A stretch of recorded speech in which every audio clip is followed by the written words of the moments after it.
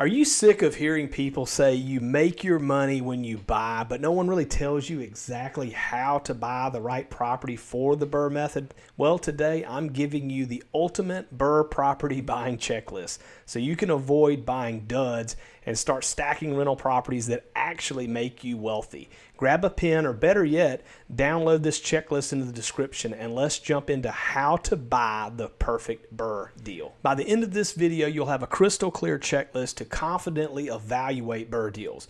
No more guessing, no more analysis paralysis, just a proven way to buy properties with built-in profit and long-term cash flow. Let's roll. So let me tell you about a deal I almost bought early on. The numbers look pretty good on paper. In fact, really good on paper. ARV was strong. The rehab seemed pretty doable, and the seller was highly motivated. But what I missed was a major red flag. Zoning issues. There were some subtle foundation problems that I didn't catch on the first walkthrough.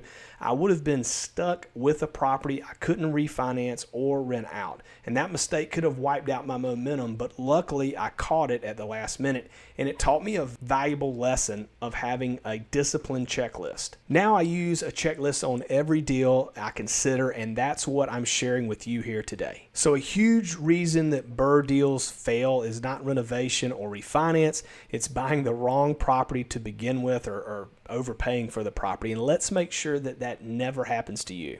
So you've heard it many times in real estate: location, location, location. The first thing you're buying isn't a house, it's the location of the house. And so here's what you really want to see. Is there desirable rentals in that area? Strong demand from renters, safe neighborhoods with low crime rates, proximity to schools and shopping malls and major employers. Not too high end, but not necessarily too rough either. Class B and C neighborhoods are really your sweet spot typically when it comes to the BRRRR strategy. Class A is just too expensive, and a lot of times Class D is just high risk with low returns. You want to make sure you look at rental comps to support your strategy. Now, run actual rental comps. You can use things like Zillow, Renometer. You can even use PropStream. But just be sure that these comps are supportive of your strategy. Look for consistent rental demand. Look for things, areas where there's a low vacancy rate. All of those things are very important when you're looking at the actual rentals in the area. Look at investor activity in the area. Are other investors flipping or renting nearby? If the investor community is avoiding it, that could be a potential red flag. Next, you have your numbers checklist. Numbers make or break BRRRR deals. So here's what you need to analyze, and do it in this order. Number one is after repair value, estimated based on fully renovated comps within a half a mile. You want to try to stay in neighborhoods if at all possible. So if you're looking at an area where there's multiple neighborhoods within a half mile, try to stick with your actual neighborhood that you're looking at.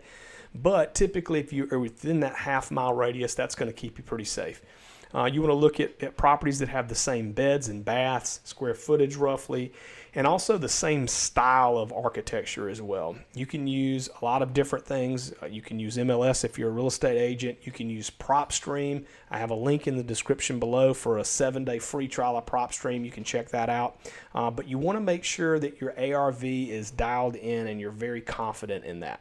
Next is your purchase price target. Your all-in should be absolutely no more than 70 to 75% of the ARV minus repairs. And that's going to give you some refinance margin there. Now, again, if you can buy it a little bit deeper than that, that's even better. But what you can do is you can take your purchase price and your renovation cost, and when you calculate that up, it should definitely be under 70 to 75% of ARV. The formula that I typically use is ARV times 65 to 70%. I get that number, and then I subtract out estimated repairs, and that's going to give me my maximum allowable offer. Making sure that your rehab budget is accurate is also extremely critical for you to have success with this. So you want to walk the property with a contractor or 2 or 3 that you trust. Use a scope of work template in order to make sure that you can kind of compare apples to apples as far as the quotes that you're getting.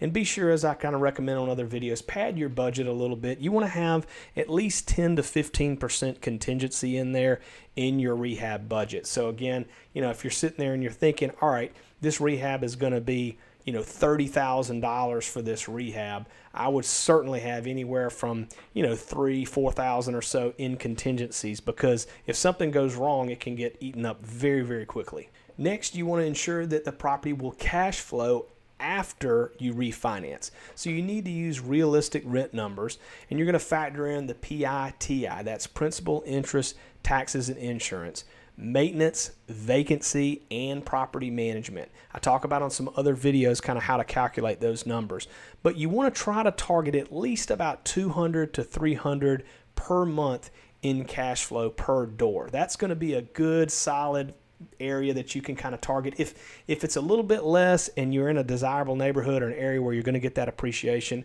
that's okay. That's just a good rule of thumb. Try to get around 200 to 300 in cash flow if at all possible. But sometimes with the rates where they are today, that can be a little bit of a challenge when you're trying to utilize that BRRRR strategy. So again, it goes back to making sure that you're buying at a deep enough discount in the first place. Now, quick question to make sure you're paying attention. Would you buy a BRRRR property that looks great but only cash flows $50 a month? If the answer is no, you're learning, because cash flow covers the risk. Again, there are situations where an advanced investor might buy something like that, but as a beginning investor, you do not want to do that, because chances are you will end up being negative cash flow. When something happens, there's a repair that needs to happen or some sort of vacancy longer than you expect, now all of a sudden that's eating into that little tiny bit of cash flow. $50 a month ends up being $600 a year in cash flow. So literally a month of vacancy, and now you're negative on your cash flow for the year. All right, next up, let's talk about the house, the property itself. You're not flipping to sell, you're renovating to rent and refinance. So it needs the right bones. You want to make sure you've got a solid foundation and roof. Walk around the exterior, look for cracks or uneven flooring in the house. Check the age of the roof, signs of any kind of leaks on the ceiling or in the attic, that sort of thing.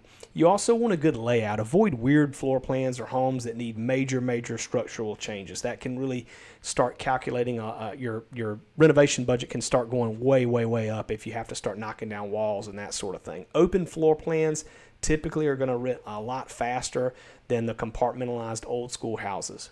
Next, you want to ensure the mechanical systems are good to go. Electrical, plumbing, HVAC, how old are they, that sort of thing. These are big ticket items that must be factored in your renovation budget. So if you have a situation where, plumbing or HVAC, those sort of things need to be replaced, you need to be sure you factor that in on your buy. And finally, value add potential. Can you add a bedroom or a bathroom? Can you finish out a basement? Could you increase rent value through some sort of smart upgrade, something like that? Those are things that can really help you on the BRRRR, because again, if you can do something that's going to dramatically increase the typical rent in that area, that's going to really help you with cash flow. All right, so next up, we're going to talk renovation strategy. Every BRRRR property needs to work, but not every reno is worth doing. Here's how to rehab the smart way. Okay, so first off, cosmetics. We're talking about things like paint, floors, fixtures, lighting. These are high ROI returns that you can actually generate by fixing these little things, and they're typically pretty easy and fast to take care of. Next is kitchens and baths. Now these really sell rentals, and so you want to make sure you have an updated kitchen and a bathroom. That's going to end up equaling higher rent. You can use mid-grade finishes. You don't need to go all luxury, that sort of thing, but nice finishes that are going to help you push that rent up. You really want to avoid over improving the property. I know it's tempting when you get in there and you just want to make it beautiful, and all of a sudden you're like, well, let me just do this one little thing. Like I can do this one little extra thing here, and then let me do this real fancy, wall or this accent wall over here, and all of a sudden you just start spending way too much money. Keep in mind with these, you're not flipping to a retail buyer. When you flip property, these are good things that you can do to really push the value up, but that's not what we're doing here. So if you're in a C-class neighborhood, you might not necessarily have to add granite counters. You could potentially do a different type, a lower end counter, that sort of thing. Not saying you shouldn't do granite, but you just want to factor in the area, the neighborhood where you are, and not over improve. And it's a really good idea to have a contractor strategy as well. So you want to build a small, reliable group of contractors that you can use repeatedly. Get multiple bids and avoid scope creep. This is when things just start kind of adding on to what you originally had planned to do, and over time it just keeps getting more and more and more and more. So having a small number of reliable contractors that you can use repeatedly is good. It's good though to get multiple bids though, because if you use the same contractor over and over, there is the chance that they start to increase prices on you over and over because they know you keep using them. So keep everybody honest, have a few good contractors that you can work with, and that'll really help you with this strategy. All right, real quick, if this checklist is helping you, drop a like and hit subscribe. We've got 3 more videos in the series to help you master every phase of BRRRR. All right, so do that and let's keep going. All right, so part 5 we have is financing the deal. You don't need all cash to BRRRR, but you do need the right financing from the start. So first up, you're going to acquire the property. This is going to be typically an acquisition loan. You can use something like hard money, or you could even use a private lender as well. I have another video you can check out that I talk all about different ways that you can fund property. So I'll put the link in the description below. Be sure to check that video out because that gives you a ton of ways where you can acquire properties. But you're going to acquire the property, and you want to make sure that the terms allow time for rehab and refi. So you want to be able to make sure that that property, that loan that you get, allows you to have enough time that you can get the rehab done and you have the ability to refi without getting any type of penalties or that sort of thing. You want renovation financing. So will the lender fund the rehab as a draw? Do you get draws throughout the process of it? If you're doing a private money lender, you may just get the money up front. Do you need a separate loan or cash on hand to ultimately take care of that renovation? These are all things that you need to make sure you have planned out accordingly. And then you have your exit strategy, which is your refinance. You want to talk to a refi lender before you buy the property. You'd like to have this sort of in place beforehand.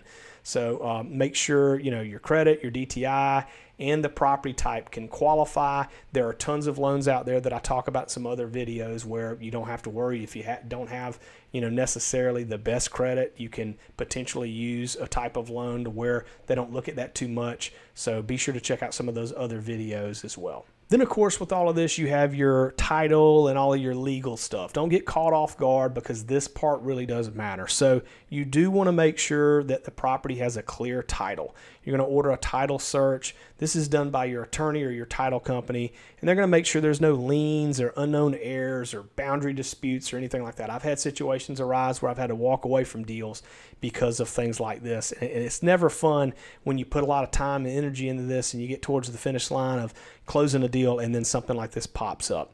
You also want to make sure that you have the proper entity structure. Are you buying this in an LLC? Does the lender allow an entity to purchase a property, or do you have to be in your own name? Those are things that you want to make sure you're aware of beforehand.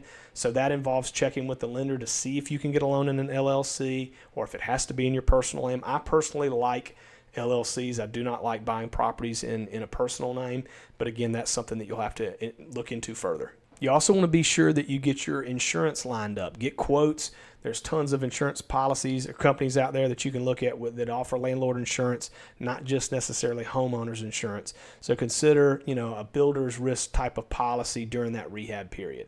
All right, next we have the exit strategy or the refinance. Now, BRRRR isn't just about the buy, it's also about the refi. If you can't refinance, the whole thing falls apart. So be sure that your comps support your ARV. That's very, very important. Keep photos of your before and after work so that you can show that to an appraiser, because unfortunately, some of the things that can happen is an appraisal can be lower than you expect. Unfortunately, I see this happen where an appraiser looks at what you bought the property for and they go, they brought it at this amount, so I'm going to be more conservative because they only paid this much for the property instead of doing an actual full appraisal. So you want to be able to, if the appraisal comes back lower than it should be, it's a good idea to have photos of the before and after that you can really show that appraiser so he kind of can see what all work that you've done to increase the value of the property. Bank requirements, typically the loan to value is going to be around 70 to 75%. banks typically are going to have a seasoning period. Some require 3 to 6 months of ownership. Some nowadays are even requiring 12 months of ownership. So it's important on the front end to know what type of seasoning period the bank is going to require. Rent history, leases, occupancy, different lenders are going to require different things on that. And finally, cash out potential. Make sure you'll actually get your money back when you cash out. If you can't pull out most of your initial capital, then it's not really a true BRRRR. With the BRRRR, you want to be able to get the majority of your money back, or in a good situation, you want to be able to get your money back and then some. Remember, buying the right BRRRR property is like buying the goose that lays the golden eggs. Mess this part up and you'll be cleaning up messes for months and months and months, but you buy it right and you'll create a lifetime stream of tax advantaged income. Now, if you want my full downloadable BRRRR property checklist, you can click the link below. It's free, ready to use. I just want to provide value for you, so be sure to check that out. And if you're serious about learning this method step by step, make sure to watch the next video in the series, How to Renovate for Maximum Equity Return. Hit that subscribe button and I'll see you on the next one.